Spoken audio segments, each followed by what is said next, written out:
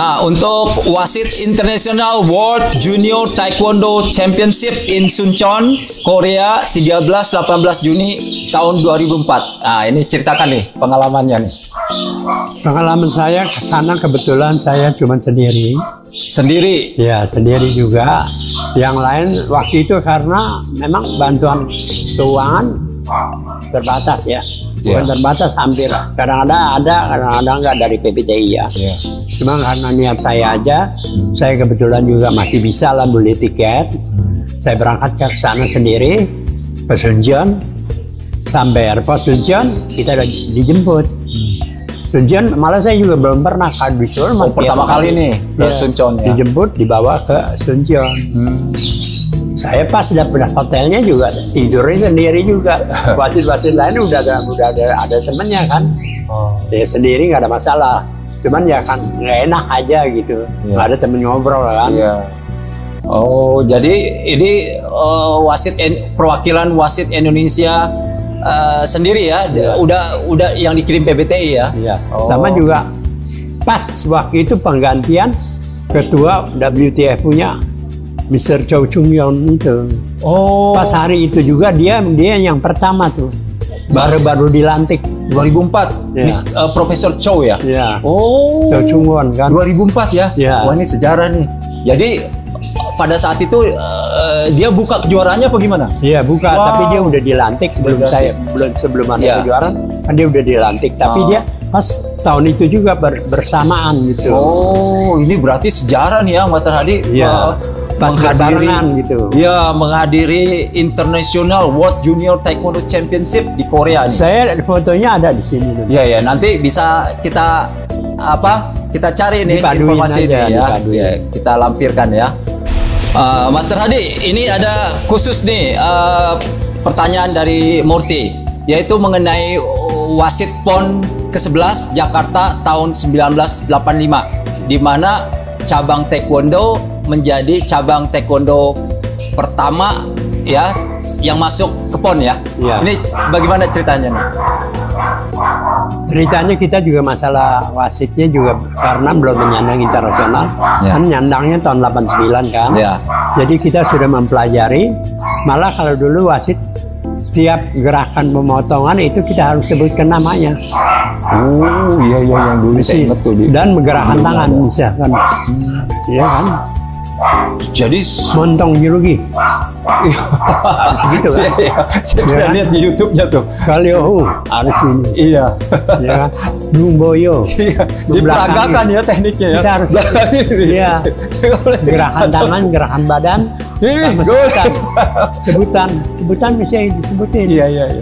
Oh menarik ya. Nam Sinca ini. Iya. Ya kan. Dumboyo belakang. Iya. Ini waktu 1985 benar-benar diragakan tuh ya. Diragakan. Ini menarik kreatif Q. Tapi kita cuma dalam pelajaran sendiri aja. Belum secara resmi internasional lah. Tapi nasional aja gitu. Tapi ini benar ya. Tahun 1985 PON ke-11 Jakarta menjadi catatan sejarah cabang taekwondo masuk ke PON pertama kali ya. Iya, pertama. Wah, ini. Jadi perlu diketahui kreatif Q. Jadi cabang taekwondo masuk PON pertama PON ke-11 di Jakarta tahun 1985. Kalau belum lunas nggak bakal bisa masuk. Oke. Baik, nah yang berikut nih, sebagai koordinator juri PON ke-12 Jakarta 24-27 Oktober 1989. Wah, waktu saya lulus SMA nih. Gimana ceritanya nih? Itu bulan apa? Oktober 1989. Koordinator juri PON ke-12 Jakarta lagi. Ya karena saya PON 11 kan Jakarta 85. PON berikutnya masih di Jakarta. Ya, 4 tahun sekali kan. Itu menjadi koordinator juri PON. Ya. Gimana ceritanya? Waktu itu kan waktu PON itu kita sudah kalau nggak salah udah menyandang internasional kan. Ya. Kalau nggak salah dengan berapa orang. Tapi karena waktu itu saya masih wakil pimpinan perwasitan, jadi koordinator. Ya kan? Jadi koordinator ya di situ. Iya, koordinator juri PON. Ya juri. Kalau koordinator dalam. Jadi kalau nggak salah dulu kan ada wasit pinggir tuh. Ya. Nah ini juri di meja. Di meja itu ya. Koordinatornya. Ya, saya koordinator. Bukan hanya di mejanya aja. Jadi seluruh wasit saya yang pimpin. Oh, saya yang menunjuk. Dia saya atur. Oh, di lapangan siapa yang mimpin di lapangan ya. A, lapangan B gitu ya? Iya. Oh, oke. Sama dari pemanggilan ke daerah-daerah juga saya. Oh, sini yang jadi wasit. Dari daerah Jogja ini, sini. Oh, oke. Saya Hasan Johan. Oh, oke. Wah, penting banget itu ya. Waktu itu malah kayak Indra Acen belajar sama saya. Oh. Setiap ada penataran di Jakarta, mereka ikut datang belajar. Ya, oh gitu jadinya ya. Jadi ilmunya dari luar ke dalam, dari dalam negeri ini oleh Mas Radi jadinya. Ya, dari dalam waktu itu. Tapi kalau udah 89 kan udah, kalau kita udah berangkat ke Kairo mungkin mereka udah dapat dari luar punya kan. Iya. Tapi masih domestik, masih di dalam. Dari saya mereka jadi wasit juga ikut. Indra ada jadi atlet kalau nggak salah. Acen jadi wasit. Oke. Jadi Jabar. Wow, sangat menarik nih. Nah, yang berikutnya, nih saya juga lupa nih. Arbitrase PON ke-16 Palembang, Sumatera Selatan, 14 September 2004. Itu gimana ceritanya? Arbitrase itu cuma sebagai suatu, kalau disebut jadi kalau ada masalah apa-apa, kita di samping kita memantau, misalkan ada terjadi protes dan keputusannya nggak putus, mereka protes kan nanti ditampung di arbitrase. Oh, kayak ada apa? Kayak badan hukumnya ya, di dalam pertandingan itu yang memutuskannya. Bukan memutuskan. Apa? Kita lihat waktu dalam pertandingan kronologinya pertandingan ini antara apa, nanti dia bilang posisinya masuk, yang satu bilang nggak masuk karena ini kita lihat nanti. Oke. Itu ada video kan, kita bisa lihat di video yang replay itu ya sekarang. Kita arbitrase kan waktu itu bukan sendiri, punya anggota juga. Ya. Nah di situ kita rundingkan, kita lihat tentukan siapa, tapi yang betul-betul murni. Kalau lihat di videonya mungkin nggak masuk itu. Dia memang dia yang menang. Dia masuk, kita bisa ralat. Ini menang. Oke. Tempat protes lah. Ya. Oke. Nah, berikutnya Mas Aldi, yang terakhir nih dari CV-nya Mas Aldi. Wasit PON ke-17 Kalimantan Timur, 15-17 Juli 2008. Saya masih jadi arbitrase juga. Arbitrase juga. Ada pengalaman yang menarik gak di sini? Ya menariknya terutama kita baru pertama nginjak Kalimantan Timur kan. Oh gitu. Dan kebetulan gornya gor baru. Oke, gor ya khusus taekwondo ya. Ya, karena ya di samping makanannya juga bagi kita cicipin baru juga. Gitu. Kalau nggak salah nih Kalimantan Timur peraih medali emas terbanyak nih kalau nggak salah. Kalau nggak salah ya. Siapa Jakarta? Enggak, Kalimantan Timur pada PON. Oh iya. Karena tuan rumah biasanya begitu. Kayak PON juga, waktu SEA Games juga. DKI Jakarta, ya Jakarta Indonesia ya. Waktu 87 juga sama. Iya. Oke, ya. Iya, SEA Games ya. Oke, jadi kesimpulannya gimana nih, Mas Radi? Bisa diceritakan nggak pengalaman prestasi taekwondo, pengalaman sebagai wasit taekwondo Indonesia yang paling berkesan atau yang belum diketahui oleh Murti nih? Dari banyaknya pengalaman Master Hadi itu. Ada gak yang dalam pertandingan apa dalam? Ya bolehlah, ada di dalam pertandingan, di dalam kepengurusan wasit, atau yang belum diketahui oleh Murti nih dari sekian yang Murti dapat. Apa yang bisa di-share pengalaman Master Hadi? Prestasi, pengalaman sebagai wasit ya. Silakan. Sebagai wasit saya biasalah duka sukanya kan ada. Ya. Terutama ya masalah waktu zaman saya ya, keuangan bayar sendiri. Dan sudah itu dengan perjalanan waktu sampai Cayman pulang saya jatuh sakit. Saya masuk rumah sakit. Ya kan? Dari Cayman Island tuh pulang langsung sakit. Oh, 30 jam di pesawat, bukan apa-apa, AC, antem terus kan. Udah kita sendiri lagi. Luar biasa. Yang lain nggak ada yang mau pergi, terpaksa saya. Lagi saya juga buat cari poin kan. Ada kalau ketentuan di Korea itu menaik kelasnya berdasarkan poin. Iya betul. Misalkan udah 5 kali menangani pertandingan, naik kelas lah. Iya, naik kelas ya. Berapa kali naik lagi. Iya. Tapi cuman saya sesekal juga. Sebetulnya waktu menjabat si Indra, bukan saya menceritakan enggak ya. Dan ya sudah aja lah. Mereka itu agak menyingkirkan saya.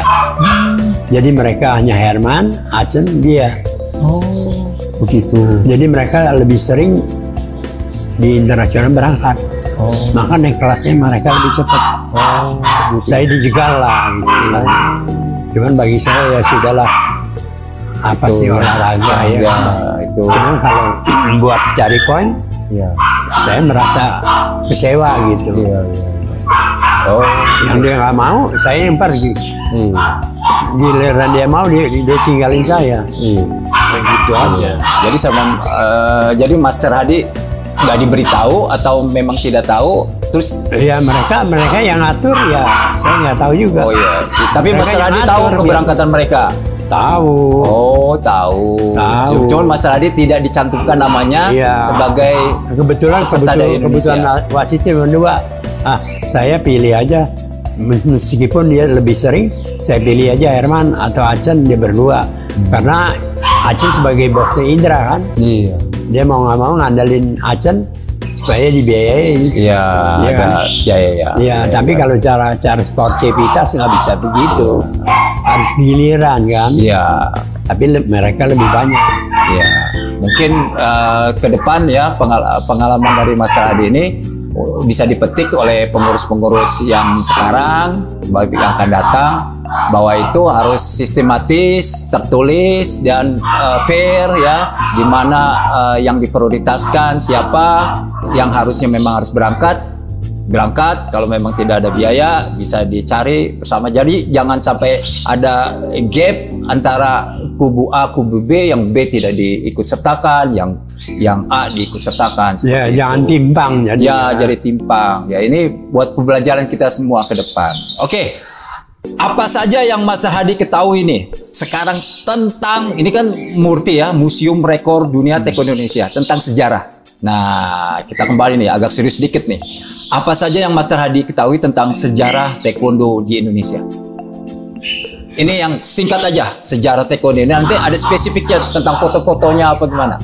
Maksudnya dalam bidang apa? Ya, jadi yang Master Hadi ketahui tentang sejarah Taekwondo Indonesia yang berkesan, umum aja dulu. Nanti detailnya berikut ini nih. Kalau saya lihat untuk Taekwondo sejak adanya pengurus, bukan bagi atletnya, bukan bagi kita ya, wasit ya, atau senior, memang sangat beruntung sekali sekarang. Karena kita udah masuk KONI, segala sesuatu ada bantuan meskipun tidak sepenuhnya. Yang tahu PB lah, berapa dapatnya saya juga nggak tahu. Mereka beruntung datangkan pelatih dari Korea. Zaman kita mana ada pelatih Korea? Iya kan? Kita swasembada sendiri aja, yang melatih ya masing-masing instruktur dari kita juga. Nah, dari saya merasa bangga saya telah melahirkan satu juara runner up ke juara dunia, Budi Setiawan. Iya kan? Di samping itu yang lain juga ada yang ikut kayak Ade Nufriza, itu kan dari saya juga. Mereka juga di internasional. Iya kan? Ada berapa orang lah gitu.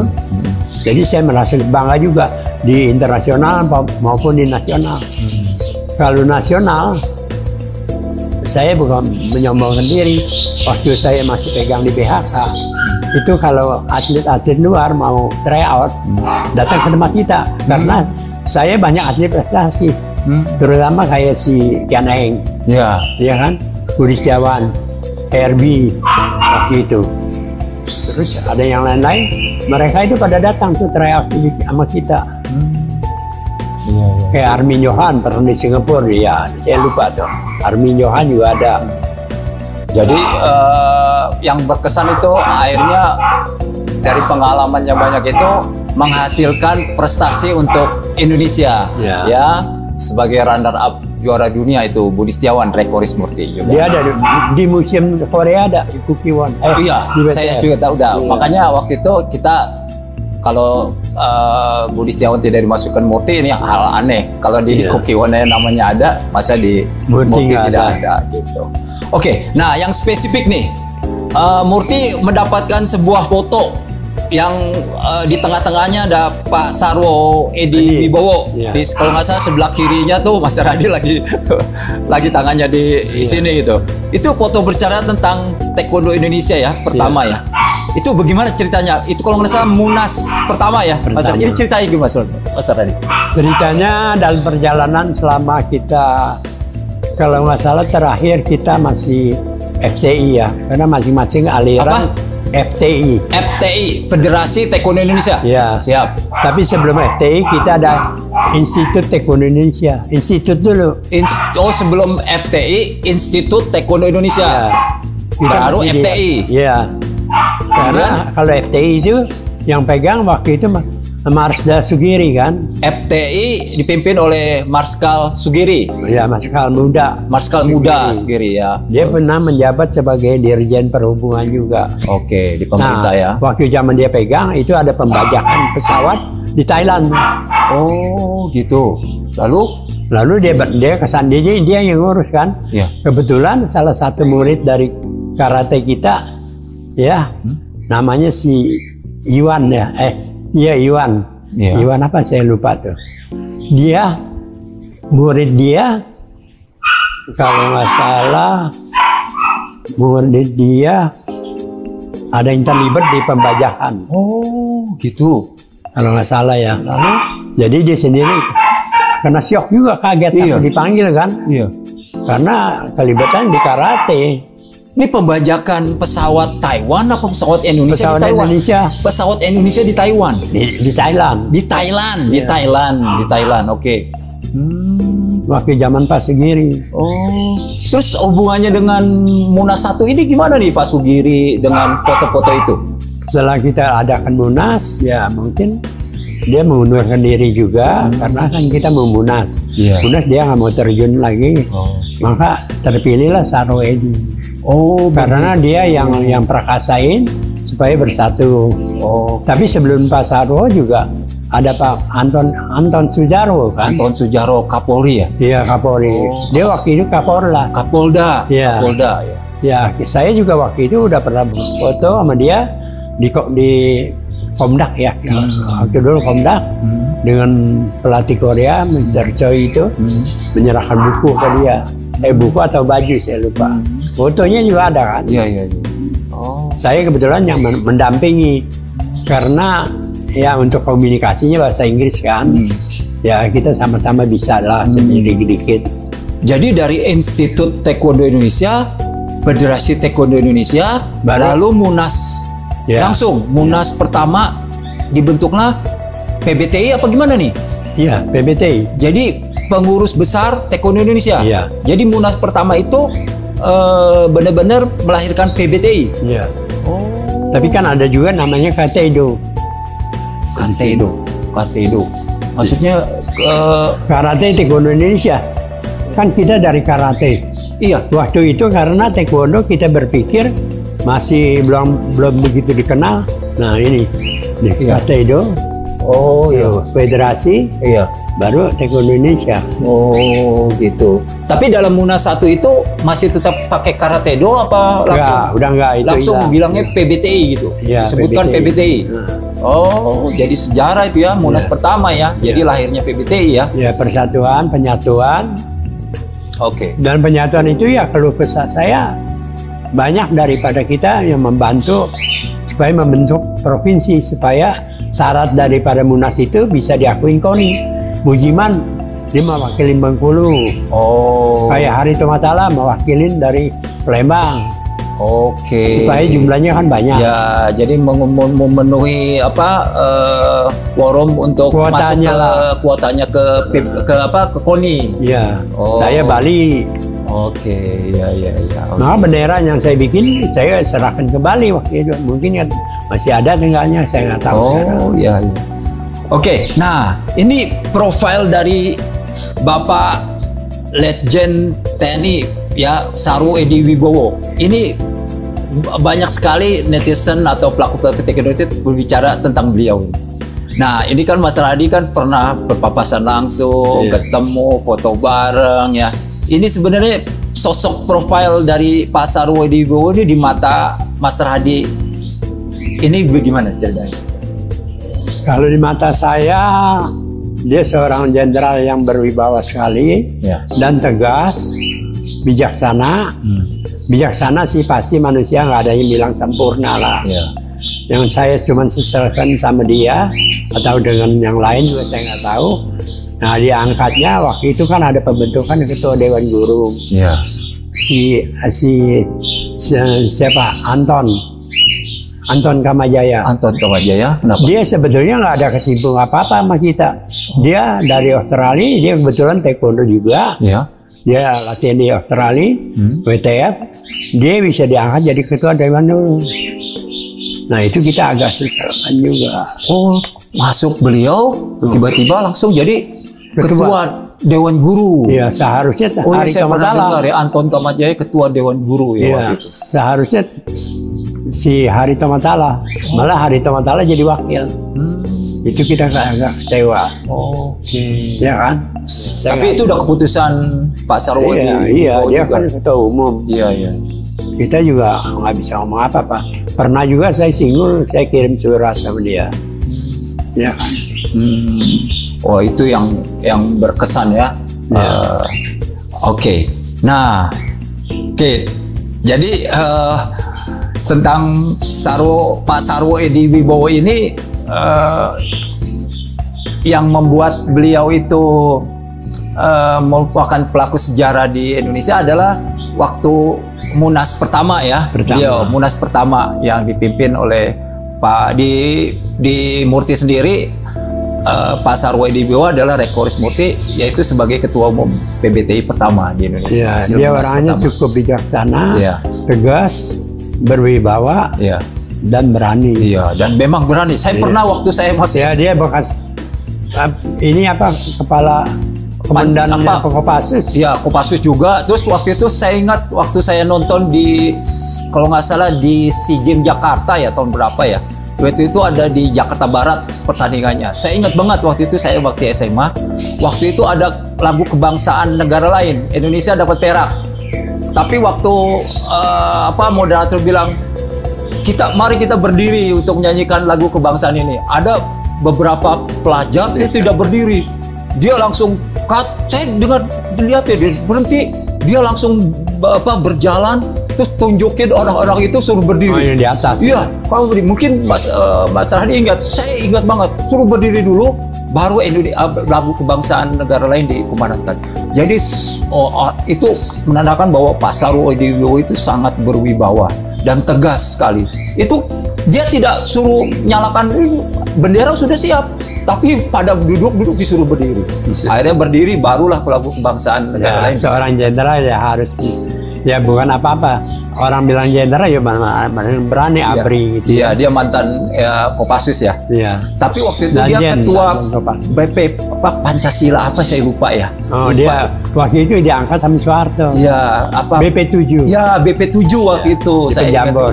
Tapi waktu itu beliau waktu datang itu sebagai tamu kehormatan untuk memimpin pertandingan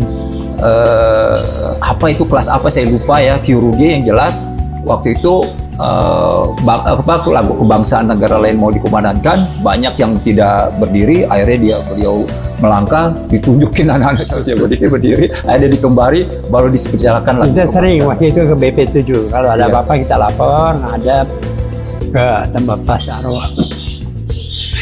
Ya kalau cerita sejarahnya dirinya pribadi dia sebetulnya agak frustasi ya. Oh, dia berjuang kan demi menumpas G30S. Iya. Cuman kedudukannya apa? Ketua kepala DBP7. Menteri pun enggak. Iya. Iya kan? Dan kan ini mah pribadi kita nggak tahu, off the record deh ya. Kita jangan bicara kan, ntar kita salah. Iya. Itu urusan negara kan. Tapi beliau ini jadi mertuanya Presiden SBY ya. Mungkin kreatif yang belum tahu nih. Ini sejarah juga itu. Ya baik. Sekarang ini kita beralih.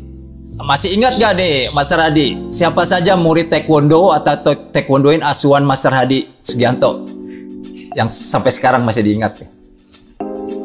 Yang prestasi apa yang biasa? Yang berprestasi, yang ya mungkin di lingkup taekwondo yang ada nama, mungkin kreatifku tidak tahu bahwa ini asuhan dari Master Hadi. Kalau saya tahunya Budi Setiawan yang jelas ya. Kalau waktu itu kan saya udah membentuk klub, jadi banyak kayak Ade Nofriza, dia kan atlet nasional. Terus siapa lagi ya? Oh ini apa si namanya? Siapa yang saya lupa.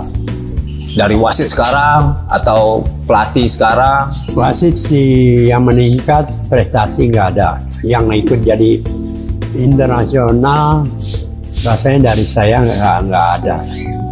Jadi yang Budi Setiawan, Ade Nofrizal itu jelas ya. Yang ada lagi SEA Games, World ada Cup. kelas berat dia, tapi dia baru tingkat ke PON kalau nggak salah. Kelas berat. Kelas berat ya. Ya. Siapa? Kira-kira lupa ya. Oke. Lupa namanya. Ya. Cuman yang terakhir ini nih, yang dapat SEA Games Mas itu dari cicit murid saya. Oh, yang baru dapat medali emas ya? Ya, satu-satunya kan? Vietnam, satu-satunya ya. Iya, sama di PON ya. Kemarin juga dari saya juga. Oh. Sitorik kan? Iya. Oh, oke. Itu bukan cucu murid, cicit. Cicit ya. Oke. Nah, Mas Hadi, pendapat Mas Hadi nih dengan kondisi taekwondo Indonesia sekarang gimana nih? Kau dari dulu kan tahu nih, wah seluk-beluknya. Sekarang bagaimana nih? Ya suka dukanya dan kondisi sekarang Mas Hadi bisa ceritakan nih. Menurut feelingnya nih, ya, senior nih, sesepuh nih. Kalau sekarang kan fasilitasnya lebih banyak, lebih enak lah. Betul. Para atletnya didatangkan pelatih, berwasitannya yang masuk PBTI dibiayai, betul. Iya kan? Terutama juga mungkin uang sakunya. Iya kan? Zaman saya juga uang saku dari pemerintah juga ada kalau yang dapat emas. Cuman kan bedanya jumlah besar kecilnya aja, ya kan? Ya terutama begitulah yang maksud saya, yang masalah wasit dulu zaman saya hampir nggak ada biaya, nggak dibiayain lah. Sekarang udah negara ya?